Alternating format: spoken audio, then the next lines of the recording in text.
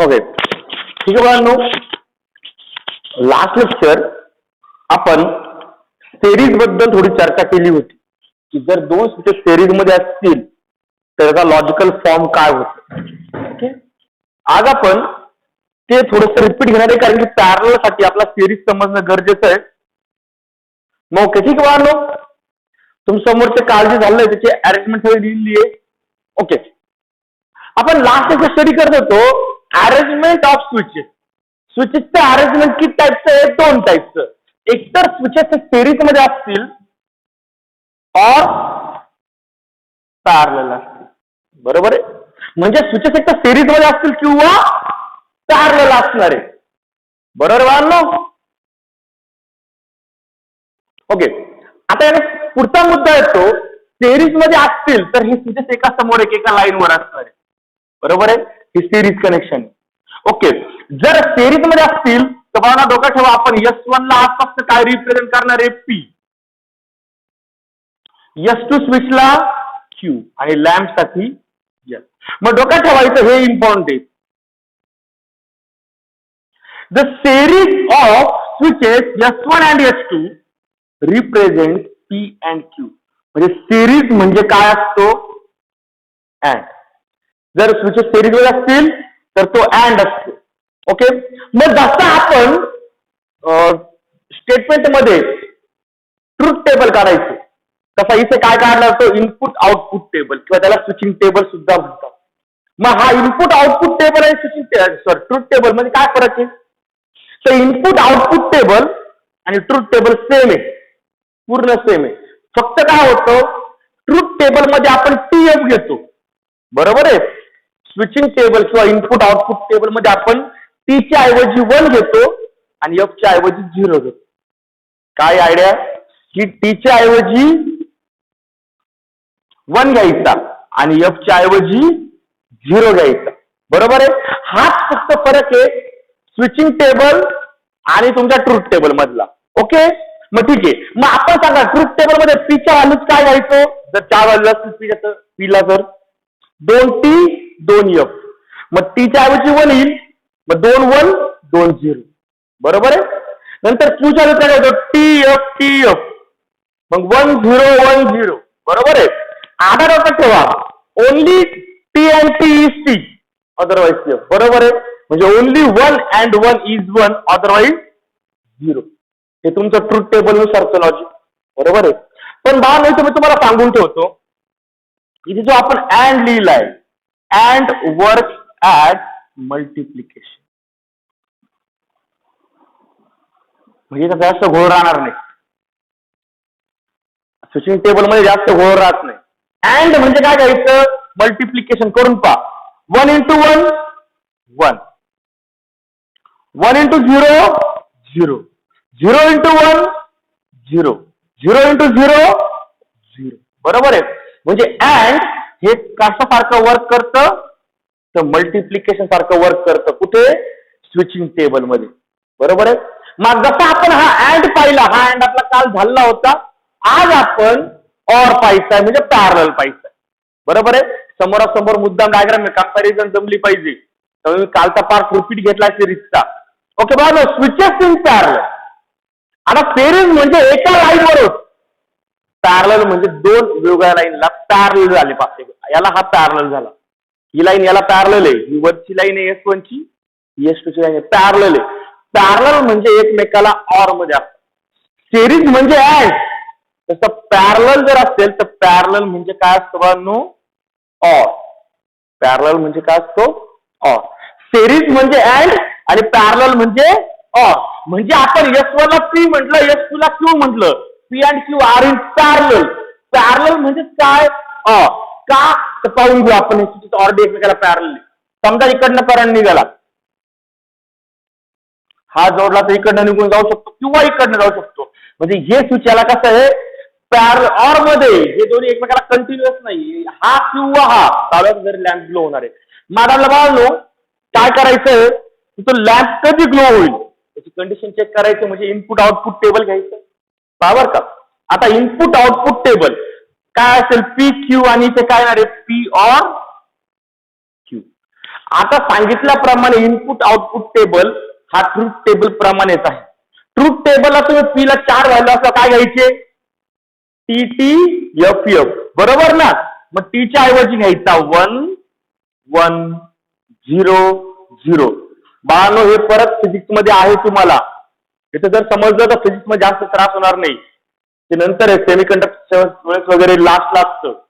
त्यामुळे जर इथे समजलं असेल तर फिजिक्स मध्ये जास्त प्रॉब्लेम येणार नाही. हे बघा 2 टी 2 एफ म्हणजे काय? 1 1 0 0.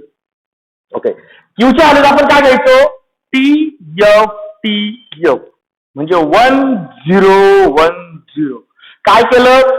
टीच्या ऐवजी 1 आणि एफच्या ऐवजी 0 घेतला, बरोबर आहे? ओके. आता बाळांनो जसं अँड म्हणजे मल्टिप्लिकेशन होतं, बरोबर आहे, तसं ऑर म्हणजे असते ऍडिशन.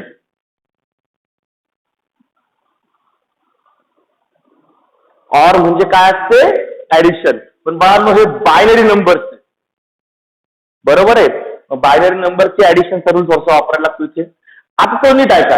जर समजा आपण ऑरचा विचार केला असता तर आपलं ऑरचं लॉजिक काय? Only F or F is F, म्हणजे ओनली 0 और 0 इज 0, अदरवाइज 1, बरोबर आहे ना? म्हणजे इथे फक्त 0 येईल, बाकी सगळे 1 येणार आहे. म्हणजे टी टी टी एफ येतो ना. मग आता इथे आपण काय करतो? ऍडिशन. मी उलटी करतो, खालून जायचं करतो. 0 प्लस 0 0. अँड म्हणजे जसं मल्टिप्लिकेशन आहे तसं ऑर म्हणजे ऍडिशन असते. ओके. 0 प्लस 1 1, 1 प्लस 0 1, आणि मला 1 प्लस 1 1 प्लस 1 होतो 2. पण मी म्हणतोय बायनरी मध्ये 2 येतच नाही. बायनरी मध्ये 2च नंबर आहेत, 0 आणि 1. 1 प्लस 1 हा ऍक्च्युअली येणार आहे 10 बायनरी मध्ये. पण इथे आपण काय लिहिणार? तो नॉन झिरो नंबर आहे म्हणजे स्विच इज ऑन. म्हणजे फक्त 1 प्लस 1 इज ऑन 1 लिहायचा. 1 प्लस 1 इज 1. बाकीची आयडिया इझिली जमते. म्हणजे ऍडिशन मध्ये डोक्यात ठेवायचं. एकदा ऍडिशन 1च्या पुढे निघाली की आन्सर आपण काय लिहिणार? 1च लिहिणार, बरोबर आहे? आणि ओके, चेक करून पहा ना. जर हे ट्रूथ टेबल असता, हा टी असता, हा टी असता, हा एफ असता, हा एफ असता, हा टी, हा एफ, हा टी, हा एफ, तर आपलं लॉजिक काय राहणार? ऑर साठी ओनली एफ और एफ इज एफ, म्हणजे दोन्ही एफ आले तर आन्सर एफ लिहायचं, बाकी सगळे आन्सर टी लिहायचे. म्हणजे ते झालं का नाही आन्सर? पहा बरं. ओके. फक्त डोक्यात ठेवायचं काय इथे की जसं अँड म्हणजे मल्टिप्लिकेशन, अँड म्हणजे काय? मल्टिप्लिकेशन, तसं ऑर म्हणजे काय असणार बाळांनो? ऍडिशन. अँड म्हणजे मल्टिप्लिकेशन आणि ऑर म्हणजे काय असणार? ऍडिशन.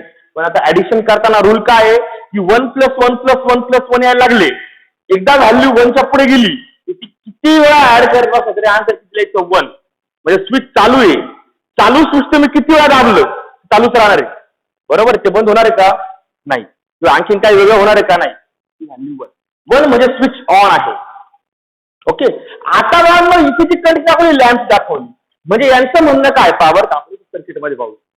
जर सपोज स्विच S1 हे आपण चालू केलं तर पहा इकडनं करंट निघेल, इकडनं तर काय चान्स नाही, ते गुतणार तो. इथे इकडनं चान्स आहे, इथे रस्ता आहे. ओके. म्हणजे बल्ब ग्लो होणार आहे. म्हणजे एक चालू आहे, बल्ब ग्लो होणार आहे. आता सपोज हा दुसरा पण चालू आहे, दोन्ही बटन चालू आहे, तरी पण ग्लो होणार आहे. इथं सुपरपोजिशन होईल, उलट त्या इकडनं करंट डिवाइड होणार, दोन्हीकडनं इथे उठा करंट परत मिक्स होणार आणि इकडे जाणार, बरोबर आहे? म्हणजे ओके, बरोबर आहे. म्हणजे बघा दोन्ही चालू आहे आणि लॅम्प ऑन आहे. जर फक्त पहिला चालू आहे दुसरा बंद आहे तरी लॅम्प ऑनच आहे, आणि नंतर आपण दुसरा चालू केला आणि पहिला बंद केला स्विच, तरी देखील बाळांनो काय होणार आहे? तरी पण पहा करंट इकडनं ट्रॅव्हल करेल. म्हणजे वरती S1 कडनं चान्स नाही त्याला, S2 कडनं जाऊन लॅम्प ग्लो होणार. म्हणजे बाळांनो पण कंडिशन मध्ये लॅम्प ग्लो होतो. पण जर आपण लास्ट चौथी कंडिशन पाहिली बाळांनो, दोन्ही स्विचेस बंद आहे. आता दोन्ही स्विचेस बंद आहे तरी लॅम्प लागला, तुमची वायरिंग खराब आहे, बरोबर आहे? दोन्ही स्विचेस बंद आहे तर लॅम्प ग्लो होणार आहे का? नाही होणार. करंट फ्लो होत नाही, करंट सर्किटच पूर्ण होत नाही. इकडनं करंट जाणार होतं पुढे, इथे जिथे अडकून बसणार तो करंट पासच न होणार आहे. इलेक्ट्रॉन जर इकडनं मूव्ह झाला तर तो इथे अडकून बसणार, इकडे पुढे त्याला पॉझिटिव्ह टर्मिनल पर्यंत यायला चान्स नाहीये. ओके बाळांनो, हे होतं ह्या पॉइंटच्या थिरीचा सगळा पार्ट. ओके, स्क्रीनशॉट घ्या बाळांनो. अरेंजमेंट ऑफ स्विचेस संपलेले. याच्यामध्ये इनपुट आउटपुट टेबलला मी तुम्हाला सगळ्यात सोपी ट्रिक सांगितली. काय? अँड म्हणजे मल्टिप्लिकेशन आणि ऑर म्हणजे ऍडिशन. मल्टिप्लिकेशनला अडचण येत नाही, ऍडिशनला एक अडचण येते का 1+1 जर केला तर 2 न लिहिता काय लिहायचं, परत 1च लिहायचं आहे. म्हणजे 1 आणि 1 पेक्षा पुढची किती मोठी व्हॅल्यू येईल, आन्सर 1 लिहायचं. ओके बाळांनो, स्क्रीनशॉट घेतलाय? माझ्या डोक्यात ठेवा, जर स्विचेस हे एका लाईनवर असतील तर तो अँड असतो आणि वेगवेगळ्या लाईनवर असतील तर तो ऑर असतो. मग आता इथे डोक्यात ठेवा बाळांनो, जर कोणत्याही सर्किटमध्ये जर इथे आल्यानंतर अशी लाईनिंग बदलली तर हा लाईनिंग म्हणजे ऑर असतो. म्हणजे ही लाईन ह्या लाईनला पॅरलल म्हणजे ऑर मध्ये असते. बरोबर आहे? मग हीच तुमची आयडिया आहे. ही तुम्ही सिम्बॉलिक फॉर्म मध्ये कन्वर्ट करताना की प्रत्येक लाईन ही दुसऱ्या लाईनला ऑर मध्ये, ईच लाईन म्हणजे प्रत्येक लाईन दुसऱ्या लाईनला कसं असणार, ऑर मध्ये असणार. आणि मग त्या प्रत्येक लाईन वरती चेक करायचं आपला काय होतं. ओके बाळांनो, स्क्रीनशॉट घेतला प्रत्येकाने?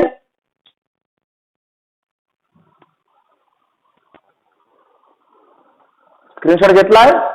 ठीक आहे, मी इकडचं पुसतो आता.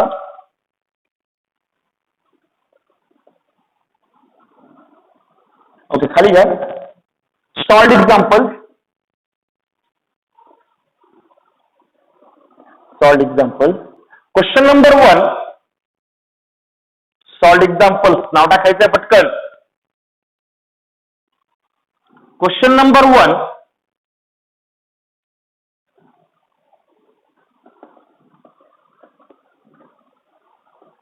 Question number 1. Express the following circuit in the symbolic form of logic. Express the following circuit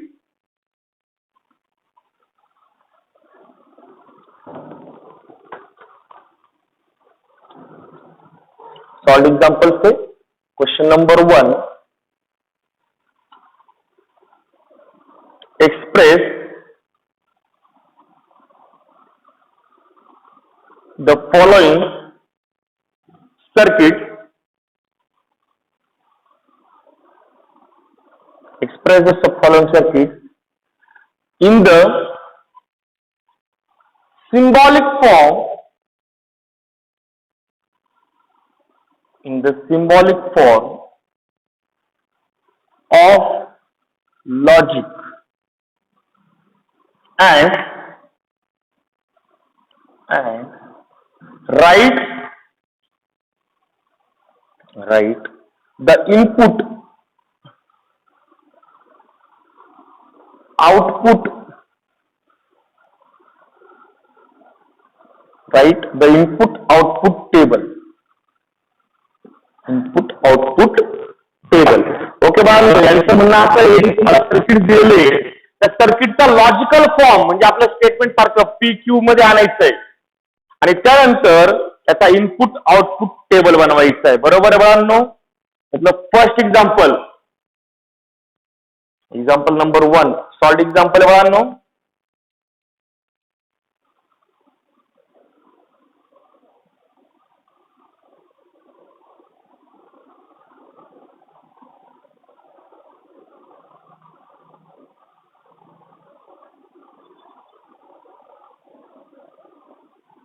हा बाळांनो, प्रत्येक वेळेस पूर्ण सर्किट दिलेलं असतं असं नसतं बरं का. काही वेळेस फक्त स्विच दिलेलं असतं. हा S1 आहे, हा S2 आहे, हा S1 डॅश, हा S2 डॅश. आणि राहिला प्रश्न, याला बाकीची जे कनेक्शन आहे तसंच आहे. कोणतं त्याला आणखी काय जोडावं लागणार? बॅटरी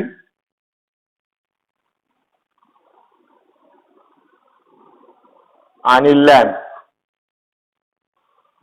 ओके, हे पॉझिटिव्ह टर्मिनल आहे म्हणजे इकडनं करंट फ्लो होतोय, इकडनं बाहेर पडतो. इकडनं करंट आत होतो, इकडनं करंट बाहेर जातो. ओके बाळांनो, डायग्राम ड्रॉ करून घ्यायची पटकन. सर्किट ड्रॉ करायचंय.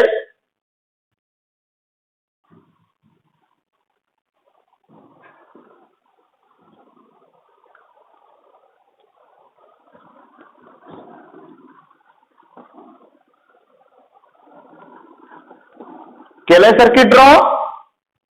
ओके. आता बाळांनो आपल्याला काय करायचंय, हे जे काही स्विचिंग सर्किट दिलंय ते स्विचेस दिलेले S1 S2 S1 dash S2 dash याचं कन्व्हर्जन करायचं परत पहिले लॉजिकल फॉर्म मध्ये. लॉजिकल फॉर्म म्हणजे कोणता फॉर्म?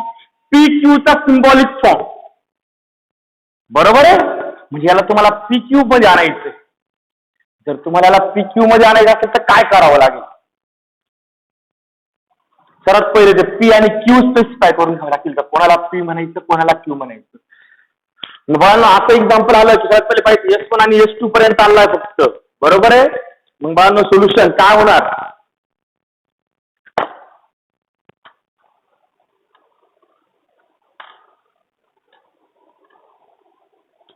ओके. सोल्युशन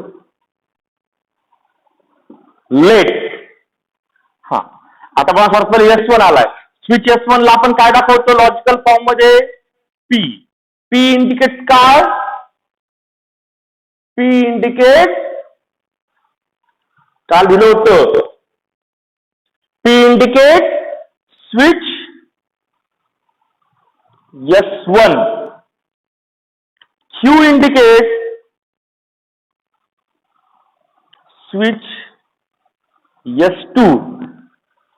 बरोबर आहे. आणि शेवटी L indicate the lamp L.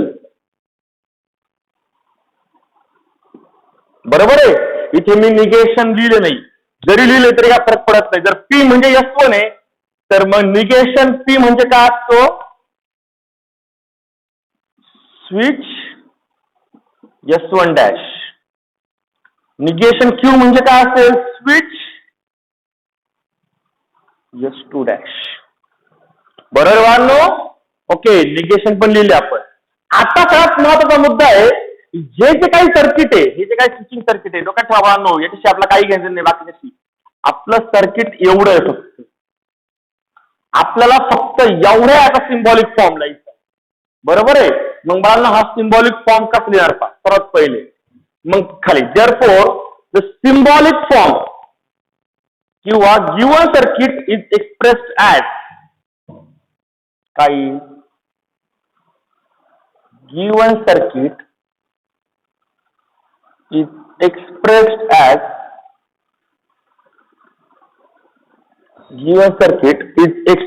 as हे सर्किट आपण कसं दाखवू शकतो? बाळा माझं तुम्हाला काय सांगितलं ऐका. आता हे एक्झाम्पल जर नीट ऐकलं तर पुढे तुमचं कन्फ्युजन होणार नाही. सर्वात पहिला मुद्दा, किती लाईनिंग आहे? 1 2 3. 3 लाईनिंग.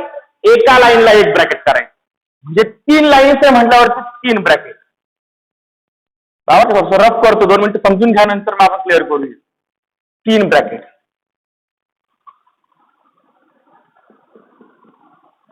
ओके.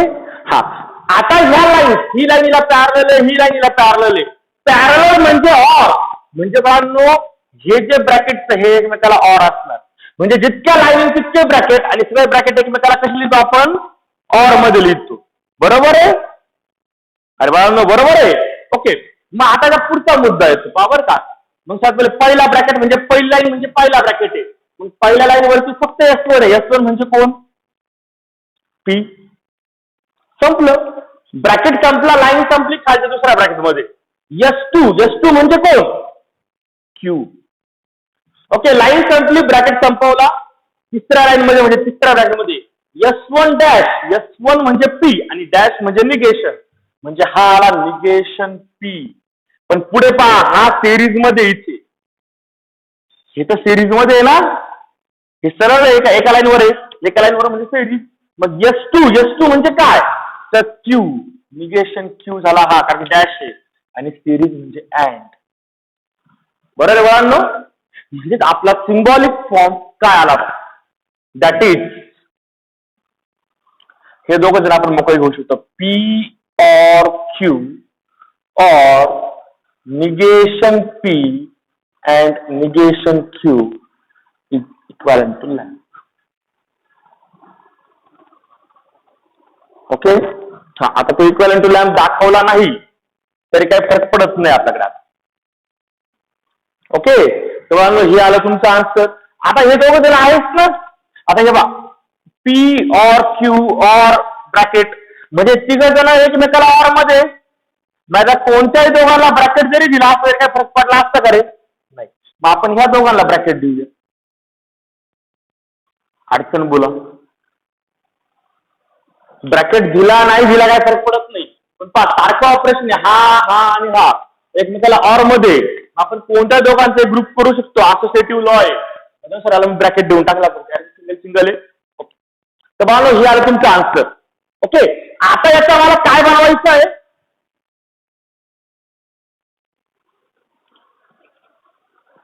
आता बाळांनो मला याचं काय बनवायचं आहे? याचा बनवायचा इनपुट आउटपुट टेबल. इथे पहा, सर्वात पहिले लॉजिकल फॉर्म मध्ये लिहा, नंतर इनपुट आउटपुट टेबल बनवायचं आहे. मग ठीक आहे, आता बाळांनो इनपुट आउटपुट टेबल. मग इथे काय पॉइंट येईल आपला? Input output table. Input output table. Okay, आता बाळांनो ज्या प्रकारे आपण ट्रूथ टेबल बनवायचो याचा, त्या प्रकारे ट्रूथ टेबलची आउटलाईन बनवूया. सर्वात पहिला मुद्दा काय लक्षात घ्या. सगळ्यात पहिले त्याची हेडिंग असणार आहे. दुसरा मुद्दा काय असणार बाळांनो? विचार करा, इथे कोण आला? पी आला. ठीक आहे, पी आला. नंतर क्यू आला. नंतर ट्रूथ टेबलचं लॉजिक आठवा. बेसिक नंतर आपण निगेशन घ्यायचो. निगेशन कोण चाललंय? निगेशन पी आलेला आहे. नंतर निगेशन क्यू आलेला आहे. बरोबर आहे. पुढे नंतर पुढे काय आलं? तर हा पी अँड क्यू. त्यात पहिले बेसिक स्टेटमेंट, नंतर निगेशन, निगेशन नंतर छोटे ब्रॅकेट. छोटे ब्रॅकेट दोन आले. पहिला आलाय पी और क्यू, दुसरा आलाय negation P and negation Q. बरोबर आहे. आणि बाळांनो हे दोन्ही छोटे ब्रॅकेट शेवटी ऑर मध्ये घ्यायचे. म्हणजे इथे मला शेवटी घ्यायचं आहे पी और क्यू और negation P and negation Q.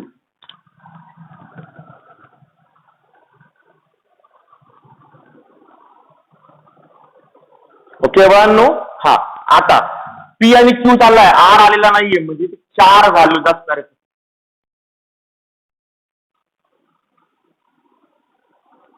किती व्हॅल्यूज असणार आहे? तर 4 व्हॅल्यूज असणार आहे. ओके बाळांनो, ही झाली तुमची त्या इनपुट आउटपुट टेबलची आउटलाईन. आता बाळांनो 2 मिनिटं लक्ष द्या फक्त इकडे. 2 मिनिटं मी रेड पेन लिहितोय, म्हणजे 2 मिनिटं रफ लिहितोय. जर हा ट्रूथ टेबल असता, हा जर ट्रूथ टेबल असता तर आपण काय केलं असतं? पी साठी 2 टी ठेवल्या असत्या.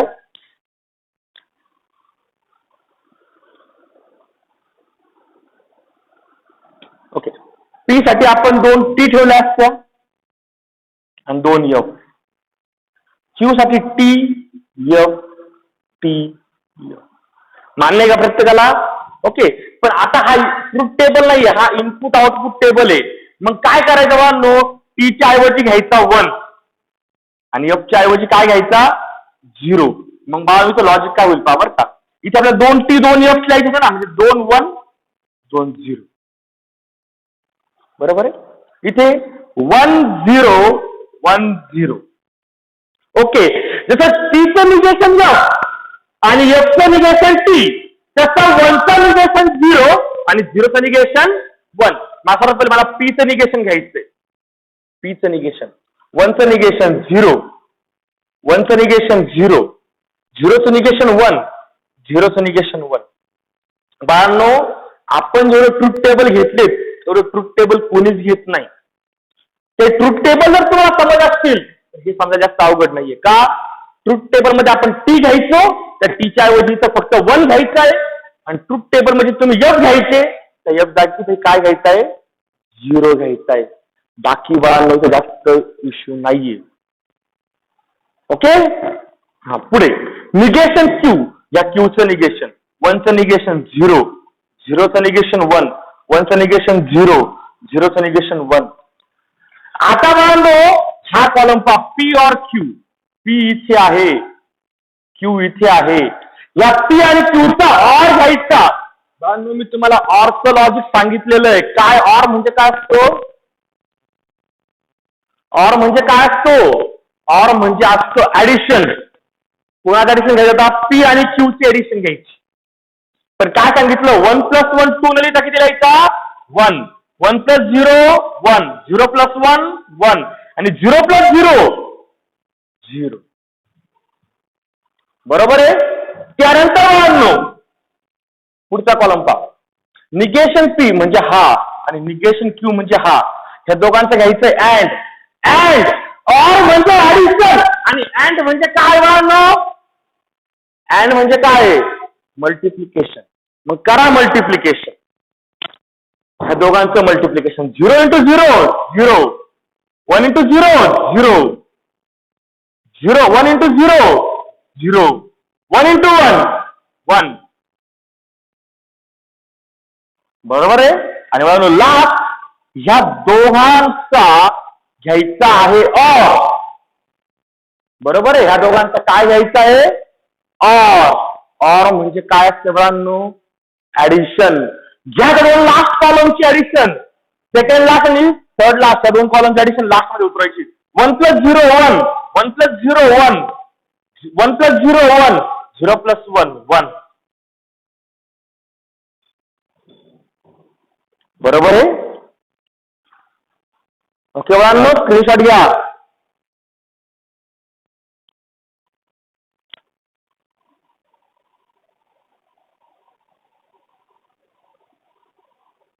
ओके बाळांनो, स्क्रीनशॉट घ्या. सगळ्या एंट्रीज काय आल्या, 1 1 1 1. म्हणजे जर आपण ट्रूथ टेबल बोललो तर टी टी टी टी म्हणजे हे काय आहे, हे टॉटॉलॉजी तिकडे. बरोबर आहे. इकडे काय होईल, इंटरप्रिटेशन. इथं विचारलेलं नाहीये, पण मला ते इंटरप्रिटेशन सांगा. 1 हा काय दाखवतो, हा लॅम्पची कंडिशन दाखवतो. बरोबर ना. मग लॅम्प इथे ऑन आहे, 1 म्हणजे ऑन, इथे पण ऑन आहे, इथे पण ऑन आहे आणि इथे पण ऑन आहे. म्हणजे बाळांनो तुम्ही यातले कोणतेही बटन चालू बंद करा, लॅम्प नेहमी ग्लो असणार. म्हणजे ह्या सर्किट मधनं तुमच्या कंडिशन काही असू द्या, लॅम्प इज ऑलवेज ग्लो किंवा करंट इज ऑलवेज फ्लो. म्हणजे इथे जर आपण म्हटलं, याचं इंटरप्रिटेशन सांगितलं, तर हे येणारे irrespective of status of switches, current will always flow to the circuit. कारण काय, तर बा ही तुमची कंडिशन एल पर्यंत दाखवते. प्रत्येक कंडिशनवर लॅम्प ग्लो होतोय. म्हणजे याचा अर्थ तुम्ही कोणतेही स्विच चालू करा, कोणतेही स्विच बंद करा, या सर्किट मधनं करंट नेहमी पास होणार आहे. का, तर सिंपल आहे. तुम्ही S1 चालू केला तर हा S1 डॅश बंद होतो. पण जर तुम्ही हा बंद केला, S1 बंद केलं, काय केला, कट केला इथे करंट, तर इथे करंट होऊन जाईल. बरोबर आहे. इथे पण तेच होतं दोघांमध्ये. त्यामुळे काय होतं, ह्या सर्किट मधनं करंट नेहमी फ्लो होत राहतो. बरोबर बाळांनो, स्क्रीनशॉट घेतला प्रत्येकाने. ओके बाळांनो, next example, second example.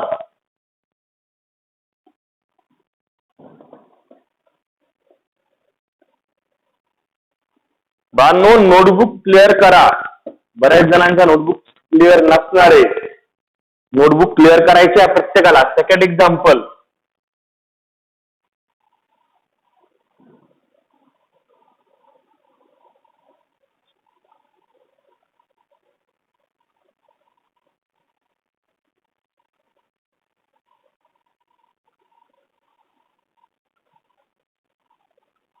Second solved example घ्यायचंय.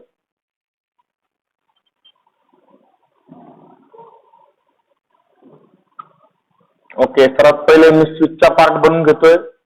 तुम्ही पण लगेच ड्रॉ करू शकताय.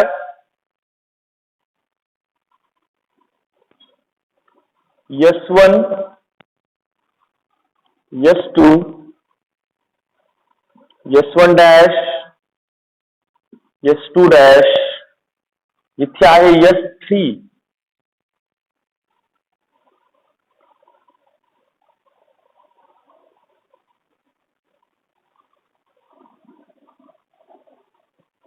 ओके बाळांनो पॉझिटिव्ह कडनं करंट तो नेगेटिव्ह कडे येतो बरोबर आहे ओके करंटची डायरेक्शन दाखवून दिली फक्त इथे हे सगळं व्यवस्थित लिहा आता बाळांनो इथे S1 आला म्हणजे P आला S2 आला म्हणजे Q आला आणि S3 आला म्हणजे R आला बरोबर ना म्हणजे इथे तुमचा R पण येणार R म्हणजे काय असणार स्विच S3 आणि L काय असणार L means the lamp L okay बाळांनो आता सगळ्यात महत्वाचा मुद्दा आहे तो म्हणजे इथे जे सर्किट आलं त्या सर्किटचा लॉजिकल फॉर्म लिहायचा आहे आणि लॉजिकल फॉर्म झाल्यानंतर बाळांनो इथे काय तयार करायचं आहे इनपुट आउटपुट टेबल काही जण हे जे मी लिहिलं हे PQ R हे लिहित नाही आणि खाली बिंदास PQ मध्ये लिहितात बाळांनो ते काय आहे हे मेन्शन करावं लागणार तिथे जर ते लिहिलं नाही तुमचं खाली आन्सर बरोबर येऊन सुद्धा काही उपयोग नाहीये मार्क्स दिलेच पाहिजे गरजेचं नाही कारण ते PQR म्हणजे काय आहे हे मेन्शन करणं गरजेचं आहे तिथे ओके बाळांनो ठीक आहे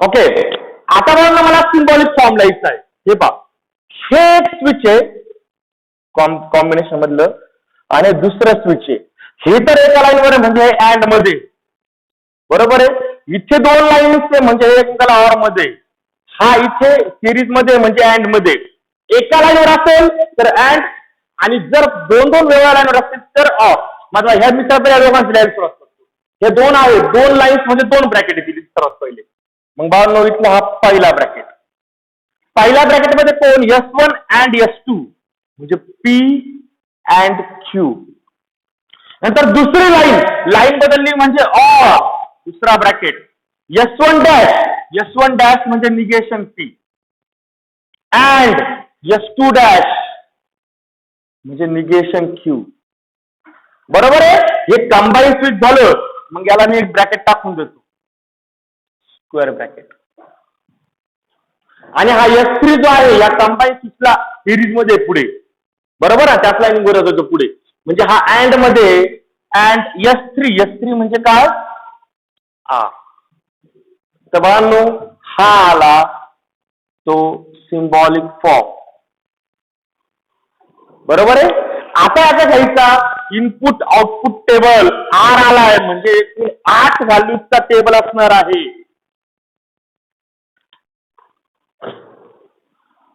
ओके देअरफॉर इथे बनवायचं आता काय input output table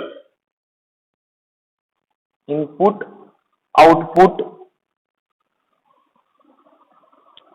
table okay बाळांनो आता ट्रूथ टेबल झालंय त्याचप्रमाणे बनवायचं आहे घ्या आउटलाईन बनवायला घ्या 8 व्हॅल्यूज आहे टायमिंग संपत आलेला आहे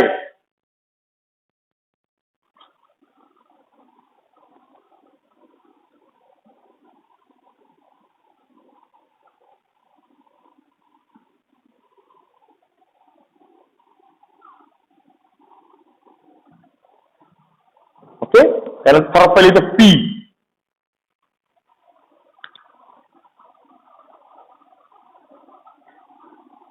पुढे असणारे Q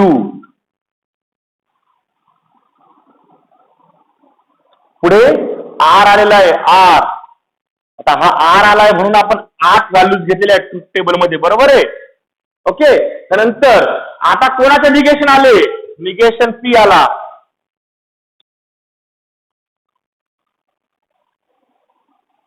नंतर निगेशन Q आला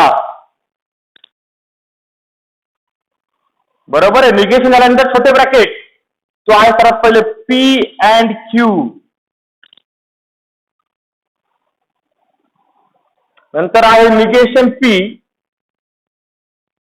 अँड निगेशन Q.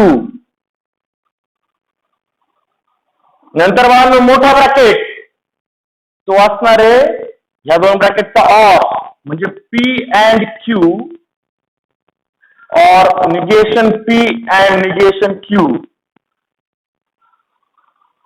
आणि लास्ट त्या स्क्वेअर ब्रॅकेट बरोबर R चा ऑर घ्यायचा आहे म्हणजे P अँड Q और negation P and negation Q और R. ओके बाळांनो, ही असेल ट्रुथ टेबलची आउटलाईन. ही आहे ट्रुथ टेबलची आउटलाईन. टायमिंग संपत आला बाळांनो. ओके, ही आहे ट्रुथ टेबलची आउटलाईन झाली प्रत्येकाची. ओके, आता P साठी 8